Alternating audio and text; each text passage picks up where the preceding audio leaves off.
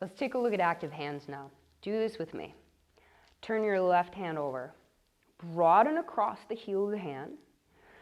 Spread the bones in the palm and feel for fanning out the fingertips. You should feel a little bit of heat as you do that. And turn over the hand and see that the tendons aren't jumping on the back of the hand. That means you've gone a little bit too far, and you want to have a sense of softness as well as a sense of enlivenment. And do the other side. Turn the right hand over. Broaden across the heel of the hand. Spread the bones in the palm and fan out the fingertips. And feeling for that alchemy between spaciousness and heat. Turn over the hand, make sure that the tendons aren't jumping. This is active hands. So creating some space in the bones frees up the tendons and the blood vessels so they can function more freely.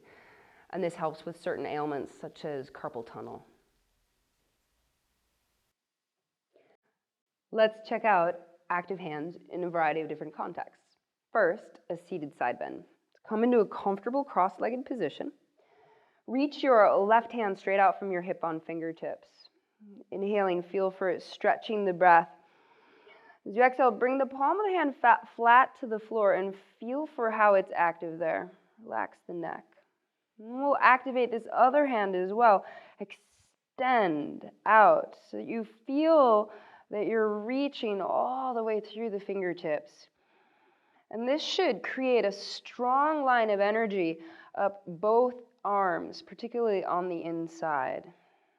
Feel for that. Expand the ribs as you inhale.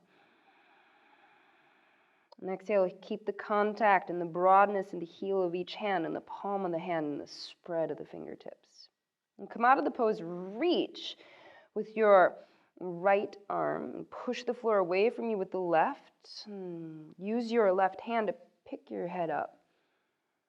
And we'll do the other side. Stretch your right hand straight out from your hip on fingertips. As you inhale, stretch the breath, expand ribs. Just bring the heel of the hand to the floor and the palm and the fingers. You feel how the hand engages the floor. Relax the neck. Going after the other arm, inhale, stretch the left arm away from you, spreading fingers. And feel how when you reach through the fingertips and through each bone and activate the heel of the hand, that it makes the line of energy in the arm really strong. Inhale, spread the breath. Exhale, stay contacted and connected to the hands. And come out of the pose, you'll reach through the far hand, push the floor away from you with the hand on the floor. Let your fingertips come down and then take the heel of the hand to the side of the face and pick your head up and put it back on top of your spine. Now let's take a look at active hands in dolphin pose. What'll be really important is to feel for the contact of the heel of the hand to the floor. It usually wants to lift. And feel for the broadening and engage your fingers as well. So coming forward onto forearms and knees, set up by grasping opposite upper arms midway between the elbow and the shoulder to check that elbows are under the shoulders.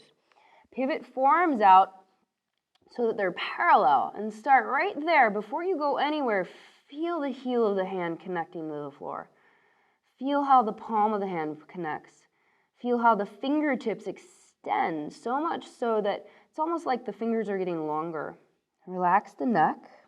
As you inhale, lift between the shoulder blades, pressing the entire length of the forearm and the active hands down into the floor.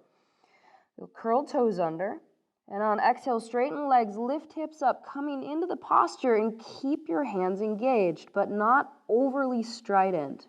So there's an edge you have to work there, not to go too wild with it. Keep the neck relaxed. Inhale, reach out through the fingertips, press down into the forearms, and pick the weight of the torso up and away from the shoulder joint.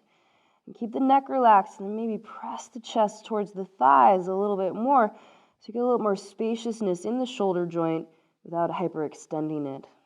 Pause there and feel for the hands and the breath.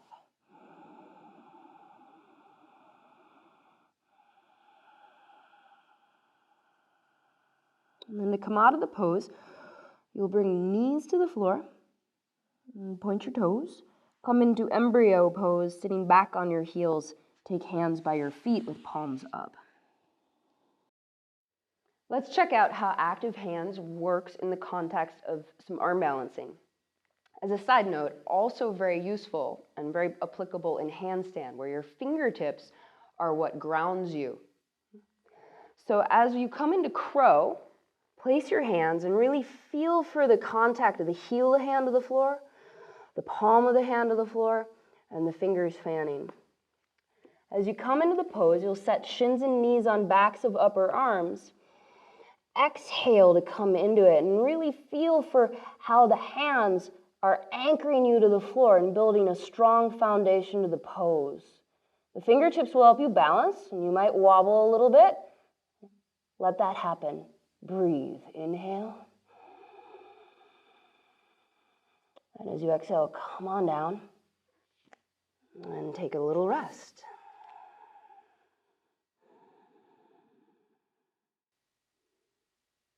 Active hands is super important for foundational poses like plank, chaturanga, up dog, and down dog.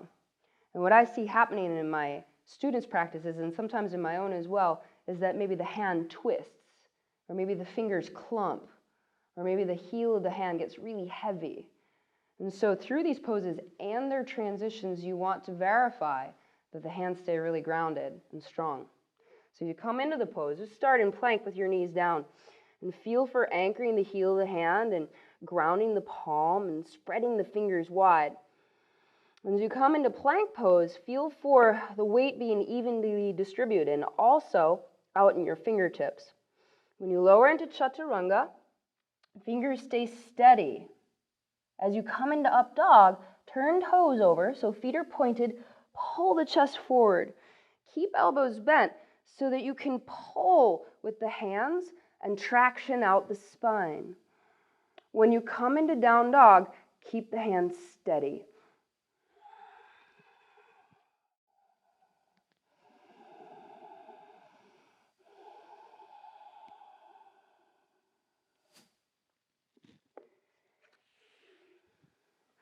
Keeping the hands active through all of these poses and their transitions is essential for the health of the wrists, the elbows, and the shoulders, so you can practice for a really long time injury-free.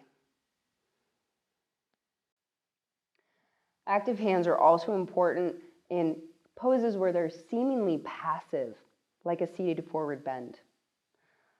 Let's take a look at it together.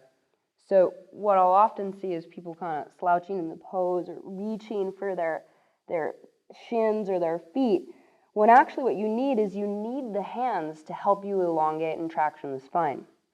So first of all, activate the feet, press through the ball of the feet and point the toes. Bring hands to the floor on either side of your legs, and it's really not important that you push down hard. They just need to be vibrant and a little bit electric. Now, pull with the hands as you inhale, and use that to help you lengthen out the spine. And as you exhale, let the chest come towards the thighs, reaching it forward and down. And you might need to get a little bit more length with the arms. Move the hands forward, but keep them active and grabbing the floor. Inhale, pull the chest forward more. And you might find that you get a little bit more depth out of the length that you've acquired from pulling with the hands. Even when you're all the way down, hands stay lightly spread and lightly pressing down.